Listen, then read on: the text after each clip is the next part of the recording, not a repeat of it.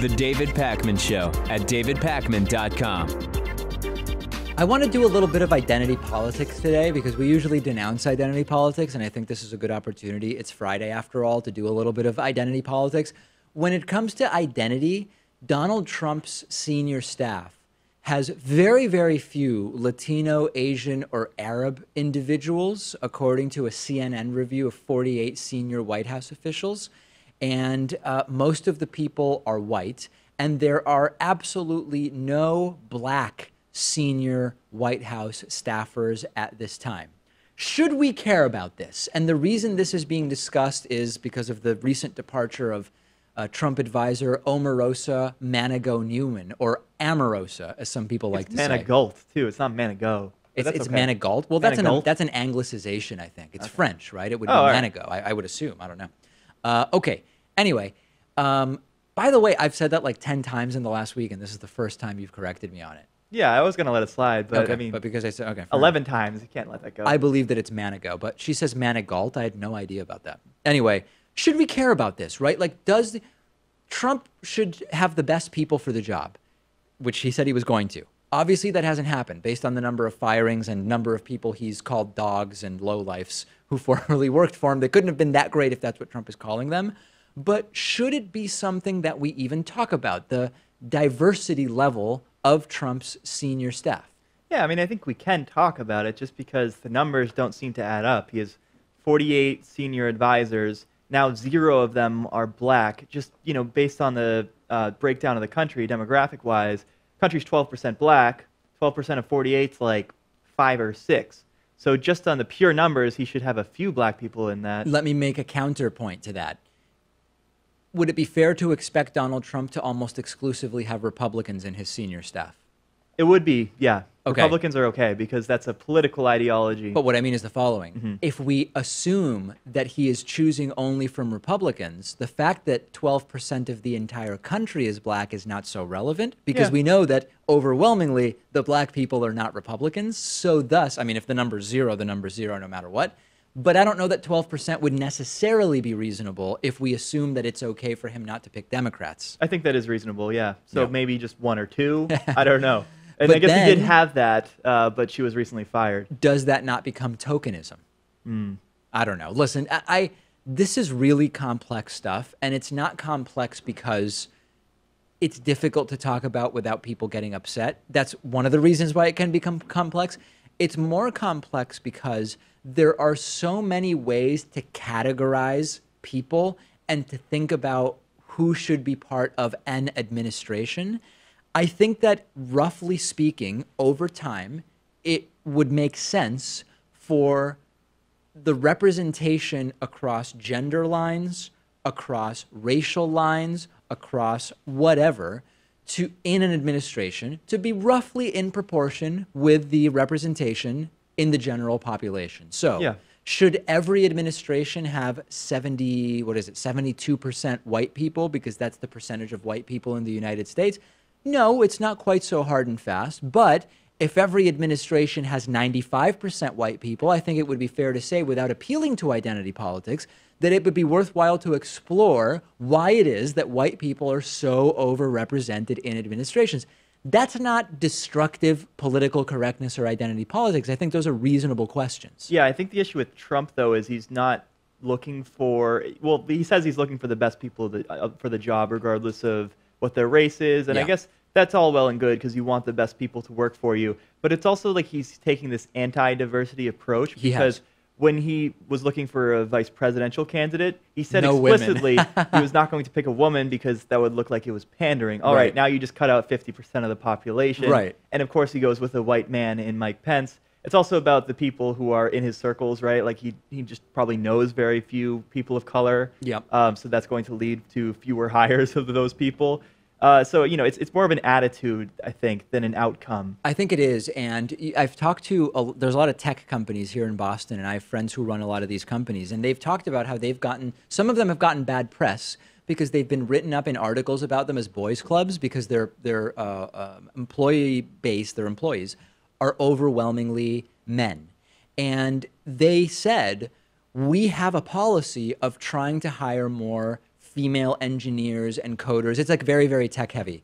What they said is that they get so few female resumes. This is not new, by the way. I know a lot of people will hear me. They'll say, David, that's the oldest excuse in the book. They say we get so few resumes and applications from women that in order to hire more women, we would almost have to just hire every single woman that applies.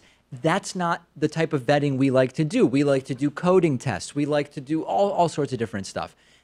So what they're saying is the problem is lower. It's that fewer women are going into the field at the educational level, and then it translates into them getting fewer applications. I understand the math of that, but if you were really committed to hiring more women, I think you could go to women in tech recruiters, right? There's headhunters who specifically focus on women in tech. You can work with that headhunter instead of a different recruiting agency that sends you mostly men or whatever, right? So I think we want to be reasonable. Yeah. We don't want to demand unreasonable standards from people. But I think that simply saying we don't get that many applications from women, so we're not really doing anything wrong, that's a little bit dubious to me. I mean, I do believe that, you know, women may, by and large, be more predisposed to go into one realm, one career path versus men would go towards another. Sure. That has a lot to do with, like, the Google, what was it, dossier, whatever James Damore's thing, right? What was he calling it? Not a dossier. Manifesto. Yeah, but I think when you're talking about the government, especially like the executive branch, there are so many different departments there, right? Like there's education policy, there is foreign policy, there is science and all this other kind of stuff. It overlaps so many different fields that you should be able to find women at least some of those positions. You would think so. So send me your thoughts on this. I mean, we got kind of off of the original thing, but it is something that, you know, we don't like identity politics as a way to run elections, but talking about identity is relevant in so many different ways, and I think that this is one of them.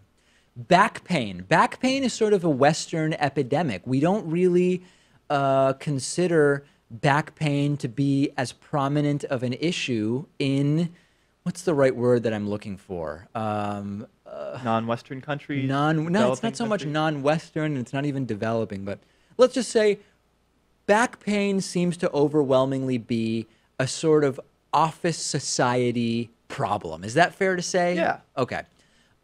There's a lot of work done looking into back pain. There's the assumption, the belief at this point, not assumption, that a lot of back pain is psychosomatic and or not psychosomatic, but related to stress and anxiety. But also we're learning more and more about how sitting all day and being sedentary, even for relatively short periods of time, like sitting at a desk for 2 hours straight, it's not good. It doesn't seem to be good for humans. And there is now more detailed work being done about it's not just sitting that can cause back pain, but it's very particular sort of type of sitting that can cause the back pain. And there are now sitting specialists that are looking to figure out what are the right ways to sit in order to reduce pain, which is making Pat sort of adjust.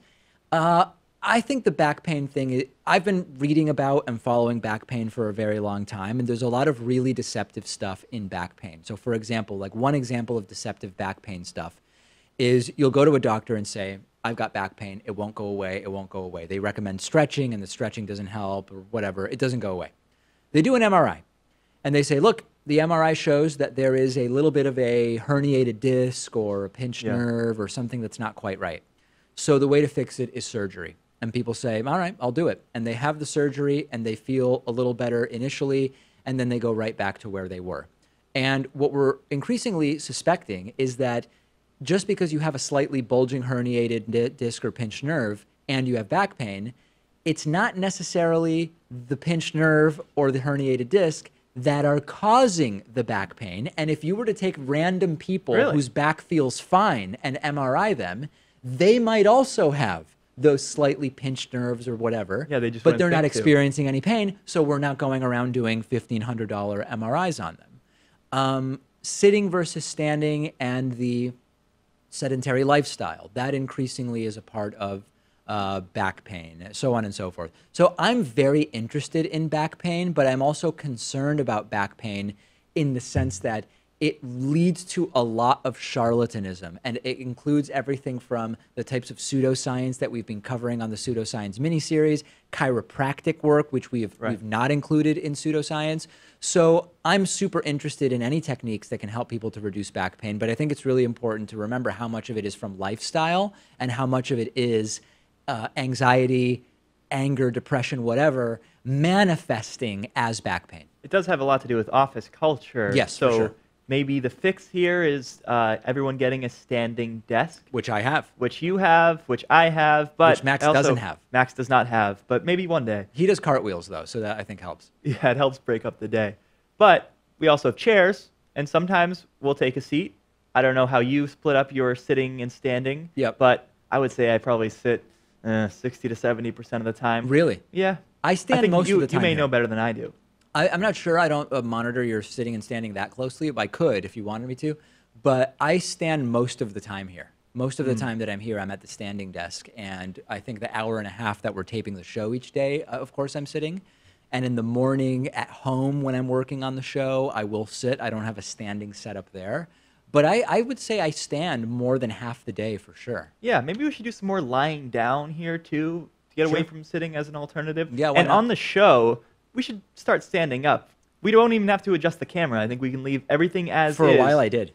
You would stand up. At the old Greenfield studio, there was a period where we had a table that had adjustable legs. And for a while, I would actually stand at the desk in terms of sitting. And what's really weird is even though, I don't know how this was, even though the desk hit at exactly the same spot on my waist, people could tell when I was standing or sitting, even though the shot was exactly the same. I've shown people the show from the past couple of years since I've been working here, and they sometimes wonder if you're standing up. Oh, is that right? And I have to tell them no, that you're actually sitting, and maybe it's a compliment to your posture. Maybe so. Yeah, it I mean, fools people into thinking you're standing. I do try to sit up relatively straight here. I don't have the best posture. Anyway, I don't know. Change the way you sit. It might influence back pain. That's the gist of all this. The C shape, you don't want that. You don't want to be hunched over. Yeah. The Bernie Sanders look, it's not good. It's not the best. It's not the best. Okay, let's spend a brief amount of time talking about the next couple of weeks and months. Many of you may have noticed that other than a short break around the 4th of July, well, nearly a week break actually, like 5-6 days. Anyway, other than around the 4th of July, we've not had like the extended David Pakman Show vacation this summer. That is upcoming, and we are here all of next week. It's going to be normal.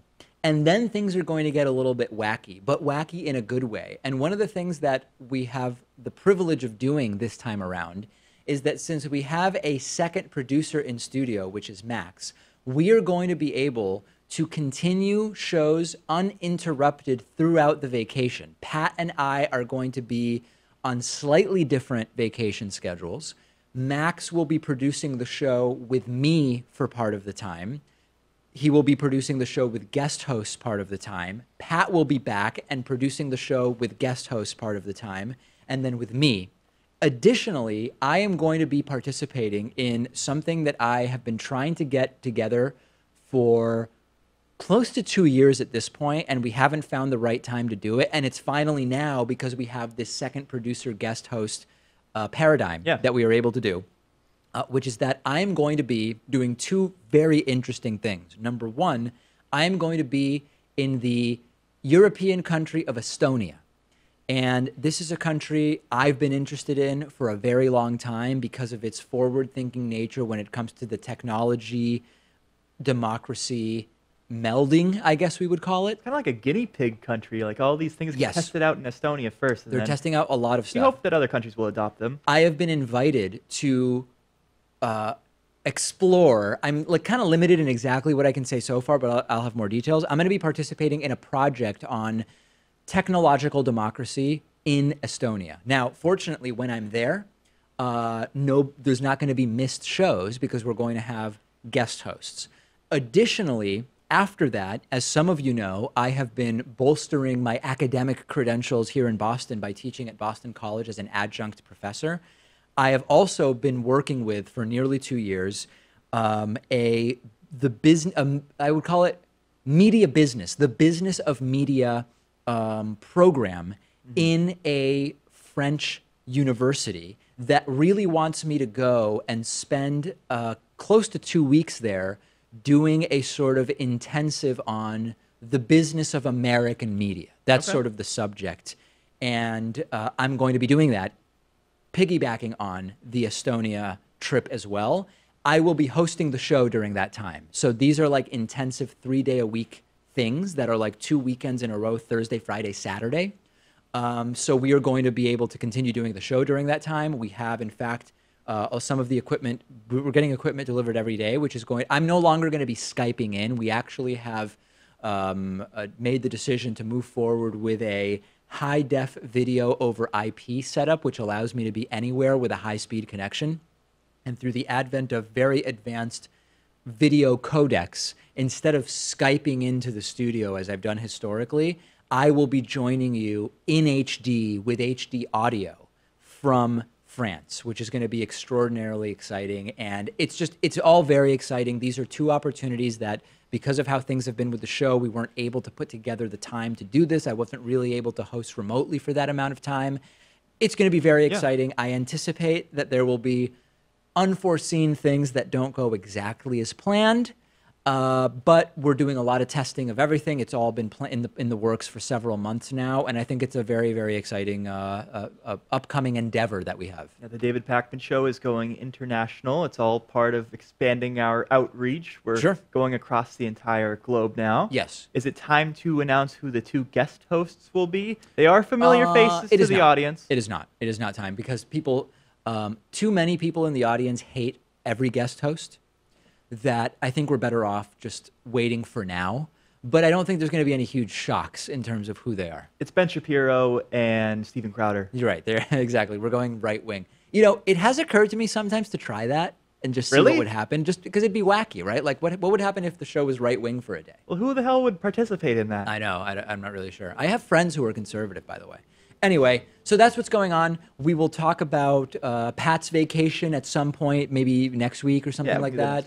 And but that's what's going to be going on. And the number one priority through all of this, to be very clear, is an uninterrupted and consistent product for the audience that is delivered in high definition with good audio. And that's really what I think we're going to be able to achieve. The David Pakman Show at davidpakman.com.